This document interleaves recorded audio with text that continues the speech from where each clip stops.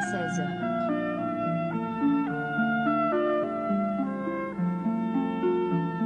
Gabriel Matzneff a près de 50 ans.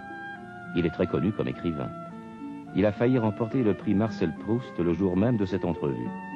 On peut avancer qu'il ne l'a pas remporté parce que le contenu de ses livres, c'est lui-même qui l'avoue, lui a franchement attiré des ennemis qu'il considère comme étant sulfureux.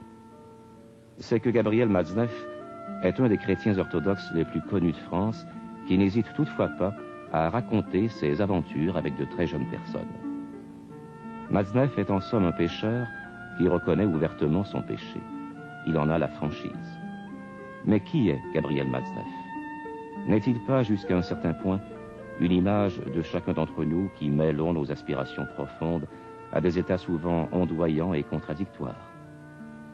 Gabriel Matzneff est interviewé à Paris par Marcel Brisebois.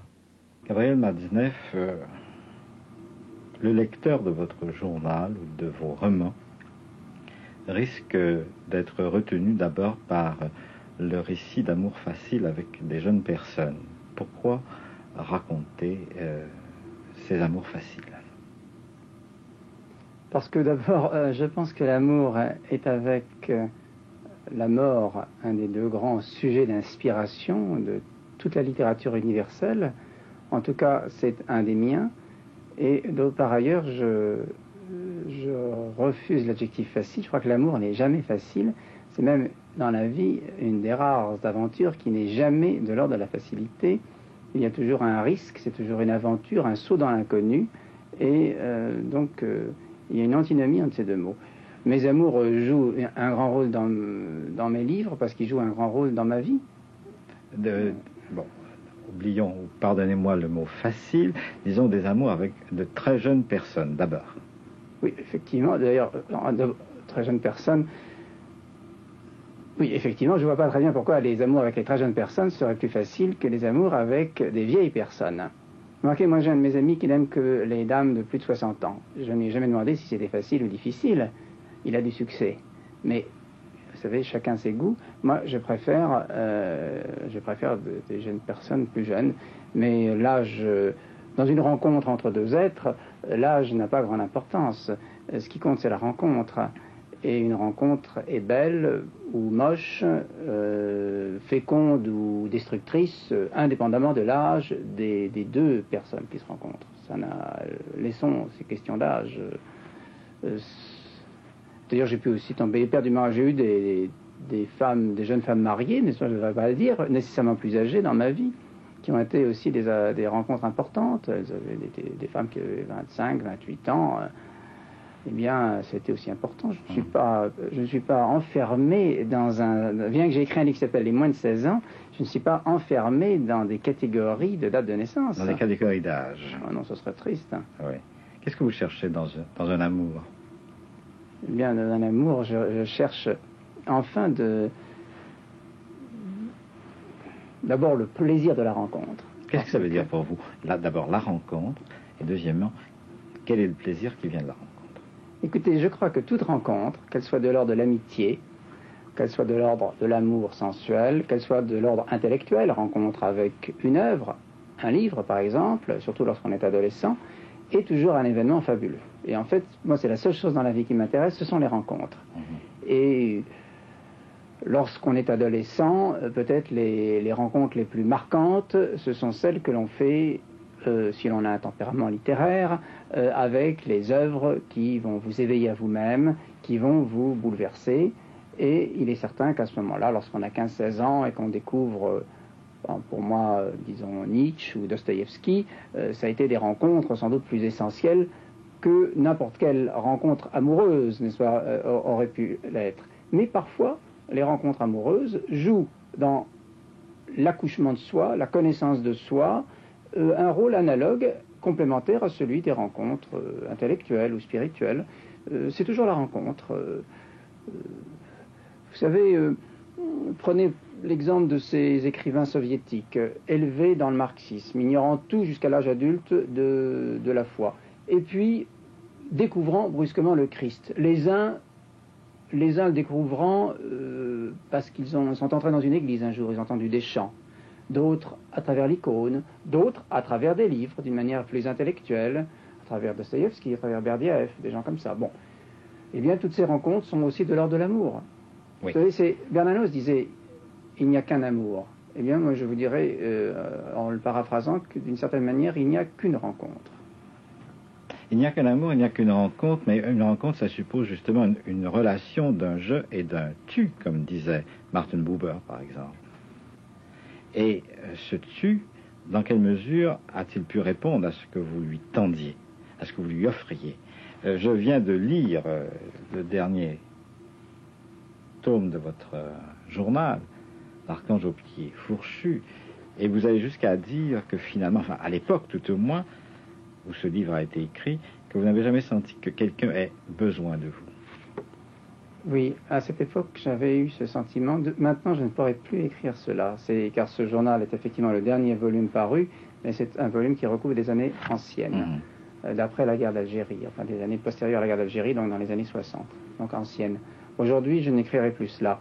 Mais vous savez, dans un roman que j'ai publié en 1974, qui s'appelle Isaïe, réjouis-toi, qui est le roman du divorce, de l'éclatement d'un couple, de la décomposition d'un couple, un de mes personnages dit à un autre, c'est un personnage d'ailleurs qui est un prêtre, et il dit à un autre de mes personnages qui est un de ses fils spirituels, il lui dit, lorsque on dit je t'aime, en général il y a un immense J majuscule et un tout petit T minuscule. Je t'aime, donc tu m'appartiens, je t'aime, donc je vais te mettre en cage, je t'aime, donc je vais te dévorer, etc.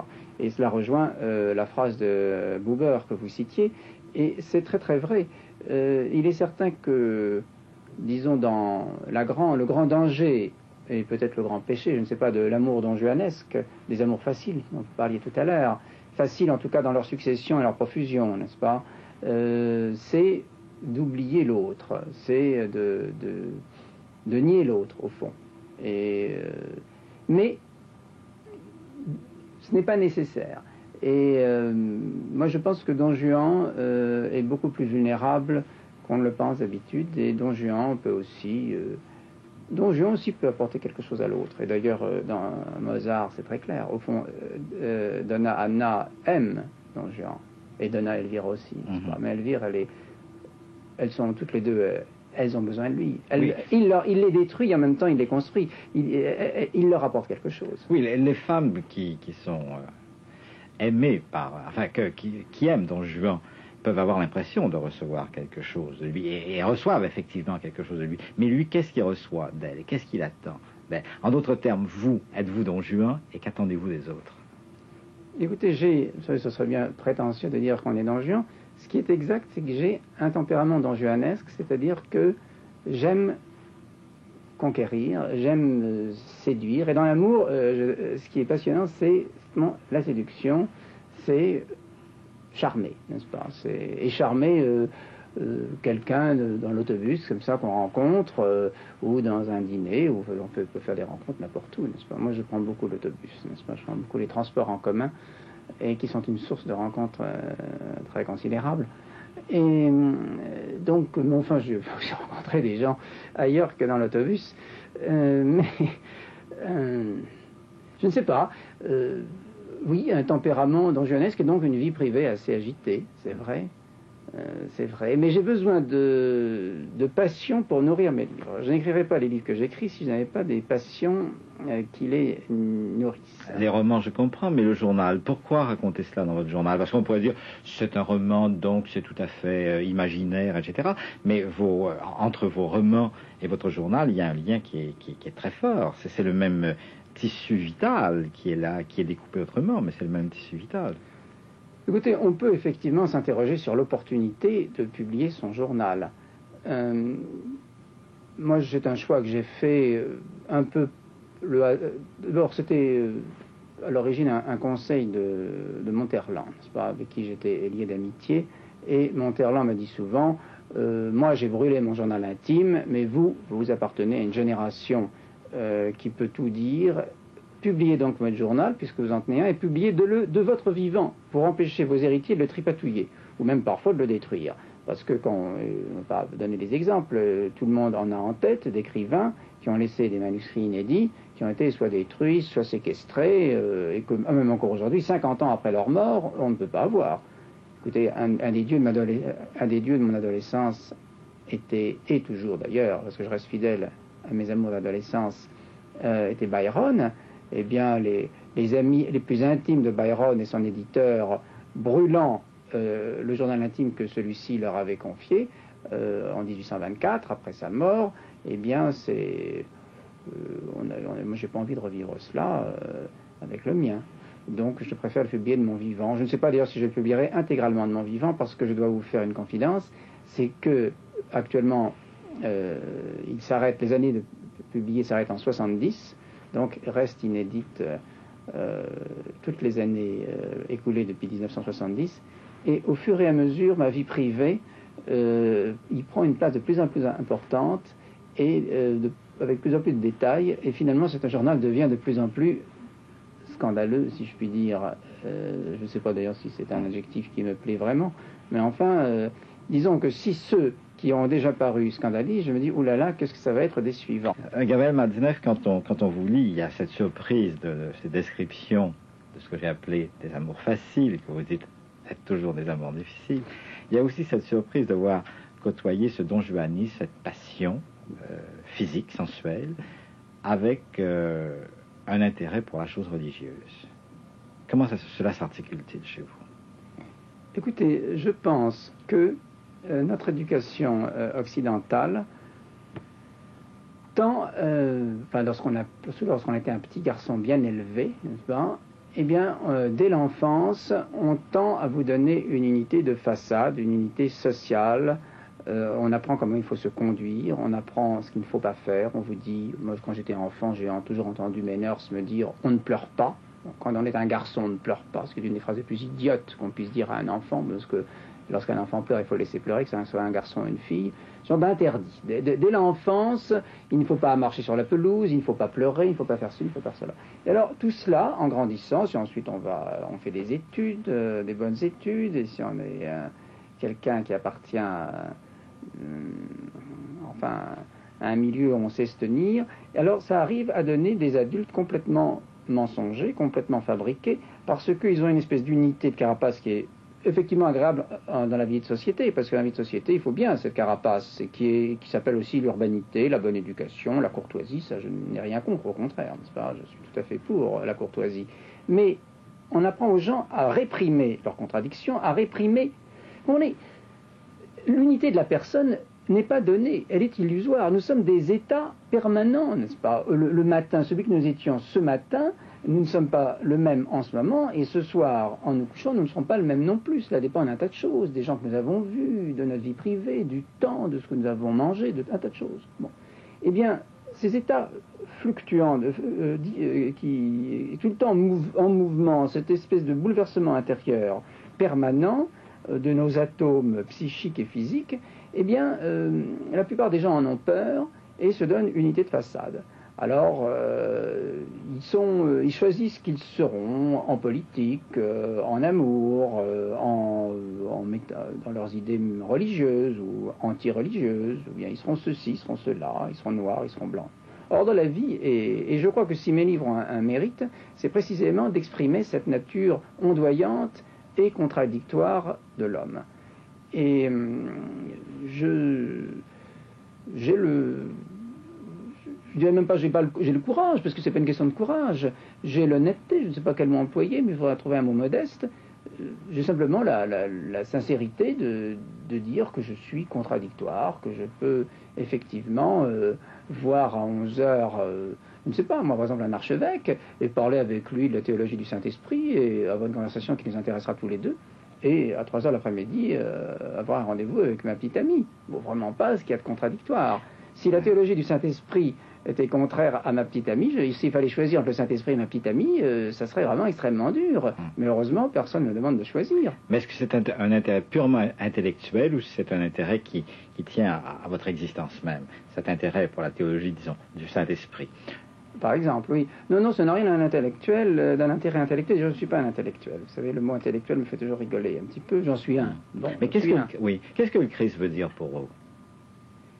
Eh bien, le Christ, d'abord, c'est l'incarnation, n'est-ce C'est ça la grande nouveauté du christianisme par rapport notamment à l'Ancien Testament et à un Dieu dictant sa loi sur le mont Sinaï, c'est l'incarnation.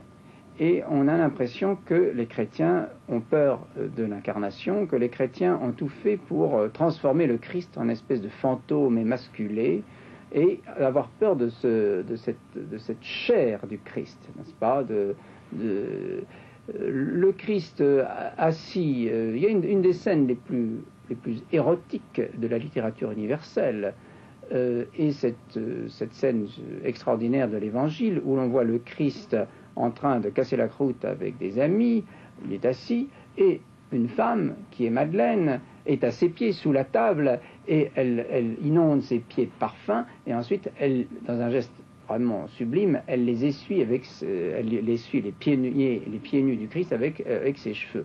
Bon, allez, ça, c'est pas de la théologie intellectuelle, ça c'est la vie quotidienne. Et c'est ce côté-là c'est ça qui est beau chez le Christ, c'est ce Dieu qui est un homme dont une jolie femme essuie les pieds pleins de parfum avec ses cheveux. Ça, c'est très très beau. Et c'est cela d'abord. Le Christ, c'est l'incarnation, c'est l'esprit devenu chair. Et puis, c'est aussi évidemment le refus de juger. C'est cette compassion, cette tendresse universelle. C'est aussi la souffrance, c'est aussi la croix. Oui. C'est aussi la souffrance, c'est aussi la croix. Ah, mais ça n'a... le Christ, en s'incarnant, accepte effectivement la souffrance et la croix et tout ce qui est... il accepte la mort aussi, il accepte le désespoir. Mon père, pourquoi m'as-tu abandonné ? Le Christ ne roule pas les mécaniques, le Christ est quelqu'un de très vulnérable. D'une manière générale, je trouve que l'on insiste toujours trop sur la force de Dieu, la puissance de Dieu. Moi, ce qui m'a toujours beaucoup impressionné, c'est au contraire la faiblesse de Dieu. Et ce qui est essentiel dans le christianisme, c'est que Dieu peut tout, sauf contraindre l'homme à l'aimer. Nous sommes tout à fait libres de dire non au Christ. De même que la Vierge était libre de dire non à l'ange. Le fiat de la Vierge est une parole libre. Nous pouvons dire oui à l'amour ou non à l'amour. Nous pouvons dire oui à la vie ou non à la vie. C'est cette liberté qui est fascinante dans le christianisme. Mais l'amour dont le Christ parle, est-il l'amour dont vous parlez ? Est-ce le même amour ? Je crois que le baiser des amants est toujours le baiser de Pâques.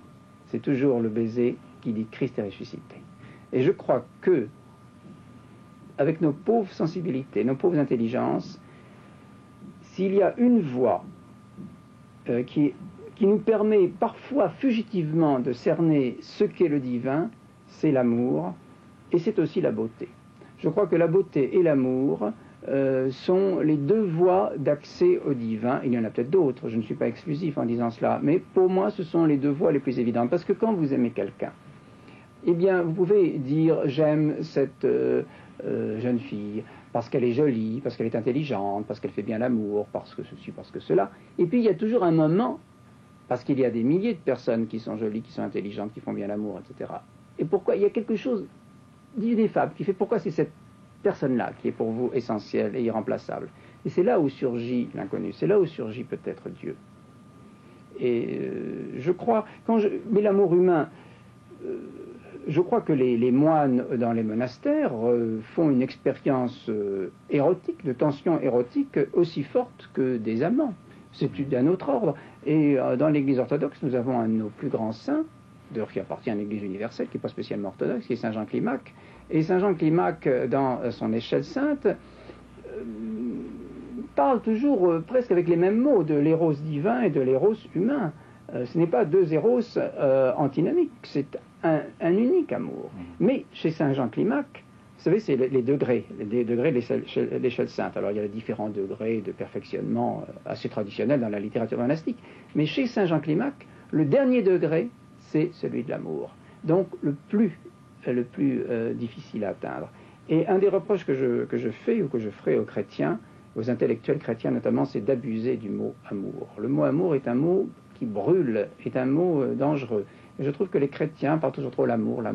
C'est très difficile, l'amour. Ne pensez-vous pas que peut s'appliquer à vous quand même la parole de Jésus, malheur à ceux par qui le scandale arrive ? Oui, c'est vrai, c'est vrai. Elle peut s'appliquer à moi parfois. Et comment vivez-vous avec cette parole? Assez mal.